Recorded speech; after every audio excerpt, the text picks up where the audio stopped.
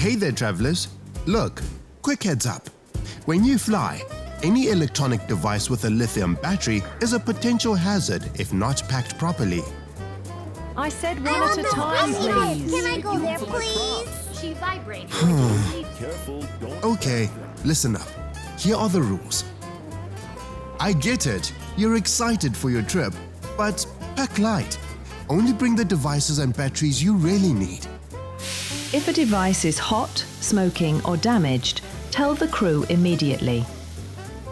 Look, I fly. That's kind of my whole thing. But with bigger batteries, I can't board without airline approval. Thank you. You may board now. I'm cleared for takeoff? Yay! Let's fly! Always keep electronic devices in your hand baggage. Huh? Not the hole! And if your bag gets checked in at the gate, remove all devices first. If you've got spare batteries, cover the terminals with tape or use the original packaging. Different airlines, different rules. So please, always remember to check. If batteries could talk, they'd tell you how to pack smart and fly safe. Always check with your airline before you fly.